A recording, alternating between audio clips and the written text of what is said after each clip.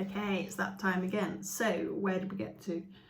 They're still lost in the jungle, but Chaya and Noir are starting to get on with each other, and yeah, be friendly with each other, which Neil is finding very strange, but he's going with it because making his life easier.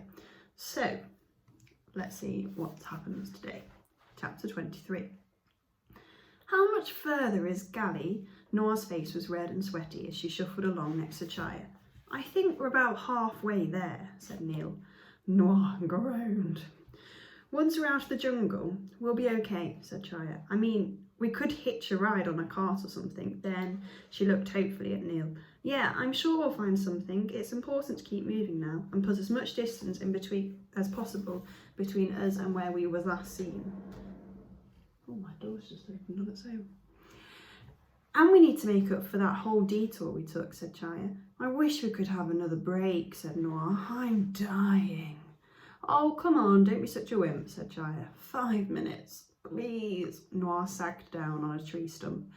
Neil glanced at Chaya. Let's give her 5 minutes. Fine, just 5. And I'm counting. Chaya picked at some wild mint leaves while they waited, crushing them in her fingers and inhaling their aroma. A squash-looking owl the colour of dried leaves roosted on a branch overhead. Neil handed Noir a pitcher of water he was carrying and she drank greedily. Thank you, she whispered.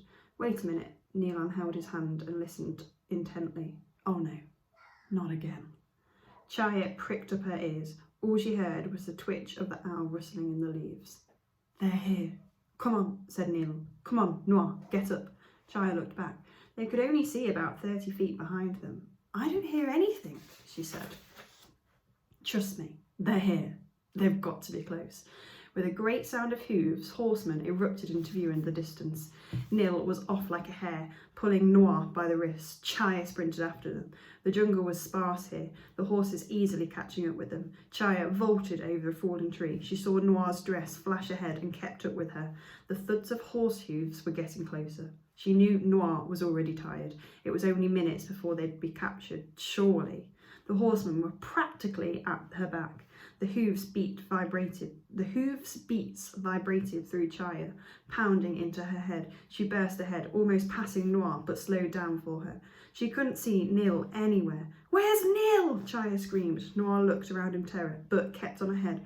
The horsemen seemed to have divided, some of them going off in another direction. Chaya looked around wildly. A group of horsemen were chasing something on the far left. They disappeared from sight as she pounded after Noir, a small army of guards at their back. Chaya and Noir were alone in the jungle, being chased by the king's guards. And Neil was gone. Chapter 24. Chaya skirted a thick banyan tree, gaining a few seconds as the horseman went around. She kept Noir in sight. There was no way she was losing her too. A great roaring noise ahead made Noir pull up and whip around to face Chaya.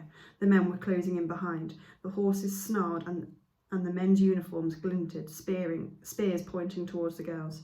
Chaya grabbed Noir and pulled her forward. It's okay, I know what the noise is. She recognised the sound of water. There's probably a waterfall up ahead. Come on. A warm spray hit Chaya as she ran on with Noir. Behind them, the men got closer. There was a rank, leathery smell from the horse, puffs of dust in the air, and ahead of them, from somewhere they couldn't yet see, mists of water. They rounded the corner and there it was, a gigantic waterfall crashing and roaring. Curtains of pure white water gushed down, falling far below into an aquamarine pool. The girls were drenched as soon as they stepped onto the ledge. They were cornered. Far behind them came the gallop of horses as the men rounded the bend. Chaya looked down into the pool. It was almost circular at the bottom, broad and clear, before thinning into a long strip of churning river. There was only one option. The pool looked deep enough. Jump, Noir, she screamed over the roaring water. Noir stared at her in fright, her hair hanging in wet strings around her face. No, she shrieked, her voice swallowed by the crashing of water. The horsemen approached slowly, wearing their smug expressions. Noir, it's safe, yelled Chaya. Noir, listen to me. But Noir didn't react. She stared wildly from the men and back to the waterfall. They couldn't get caught now. The king would have put them to death at once. Chaya reached out and pushed Noir into the waterfall. Noir's scream died on her lips, and she tipped down into the abyss of crashing water. Chaya jumped in after her. She felt herself whistle through the air before plunging into the deep water below and slicing down into its cool, swirling depths. The deafening roar muted as she plummeted onto the sandy bottom.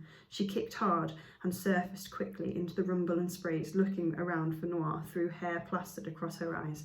The current pulled her down the river with the gushing water. Eventually, she was spat into a narrow stream of water. Where was Noir? The water was fast flowing, but the river was narrow here and the banks were fairly close. Chaya looked up and saw the ledge they'd jumped from high above. It would take at least half an hour for the men and their horses to find their way down by land. Something brownish pushed past her downriver, and a cold fear seized Chaya. A crocodile. Here. She stuck out towards the shore, hitting her palms on the rocks, and she struggled against the flow. The brown thing rushed ahead, and Chaya saw a white hand loll out on the side. She squinted at it through the mist. It wasn't a crocodile. It was Noir. Chaya struck out towards her. Why wasn't Noir making for the shore? Noir! She screamed. Noir! A memory came back to her. Is it deep? Noir had asked about the river, her screaming on the top of Ananda. He's going straight for the water.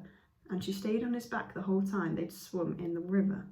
Noir was scared of water and probably couldn't swim, and Chaya had just pushed her down an 80-foot waterfall. Whoops. Chapter 25, sorry. Chaya thrashed towards Noir. She would save her if it was the last thing she did. The water surged and crashed around her. She fought to close the distance between them. She had always been a strong swimmer, but the river was rough and wild. Noir! She yelled again. Noir! But Noir didn't respond. Her body flopped ahead in the waves. Was she even conscious? Chaya felt a stab of fear. She kicked out furiously. Noir, I'm coming! The gap between them was wider than ever. It was useless. Neil was missing, probably still in the jungle area where they'd jumped, maybe captured by the king's men, and Noir was dying in the water. It was all her fault, again and again and again. It was all because of her. She kicked and thrashed and swam towards Noir. She was getting closer, so close now Chaya could almost reach out and touch her. Chaya launched herself at Noir, grabbing at her clothes, and they hurtled along. Noir was conscious, but barely. Her eyes showed a flicker of recognition, but she was too exhausted to move. Chaya struggled to tug Noir ashore, but she wasn't helping. She slumped like dead weight in Chaya's arm. Noir, we need to get to the shore. Please, work with me. She grunted as she fought against the current to drag Noir to the bank. Rocky ledges speckled the sandy banks of the river. Chaya tried to lift Noir on top of one of them. She shoved Noir upwards towards the flattish rock. She had to get Noir out of the water and on land. Chaya felt her strength fading away. The sun burned at her eyes and spots swam in front of her eyes. She had to save Noir. If Noir fell back into the water, Chaya wouldn't have the strength to help her again. She gave one last heave and rolled Noir onto the ledge, where she moaned and laid still. Chaya tried to hoist herself after Noir, but her arms had seized up. The brightness of the day dimmed into the back shadows, and the last thing she saw was the water closing over her face as she fainted backwards into the water. Oh, let's do the next chapter, I've got time. Chapter 26. Chaya was deep in sleep. Everything was peaceful here. The sound of birdsong mingled with the swishing of the leaves and the gush of water. Then something thick and warm wrapped itself around Chaya's waist as she was lifted high into the air. Her body made contact with something hard and she was shaken awake. Chaya's clothes and hair were soaked and clinging to her. Her cheeks were pressed against a flat rock. She opened her mouth and vomited out water over and over again until she felt light and worn out. She opened her eyes. The river lay in front of her, swirling and white. Above her, the blue sky arched over the horizon. A large butterfly with black and white markings on translucent wings fluttered past, its shadow crossing her face as it went. Was this real, or had she drowned? If she had, she deserved it. Neil was gone, and thanks to her, Noir was alone too. All of them lost in Serabid's jungle. A chilly wind swept over her wet body and she shivered. her arms stung from all the cuts all over them. Chaya lifted her head and looked down at herself. Her tattered clothes hung to her, and an enormous shadow fell across her legs. That shadow. There was something familiar about it. Chaya lifted herself up onto her elbows, wincing as she did so. She turned to look behind her. There, his huge tusks looming over her, stood Ananda. So Ananda the elephant has somehow managed to find them and come back, and has saved Chaya at least, and picked her up and started carrying her. We don't know what's happened to Nil or Noir, so we'll have to find out tomorrow.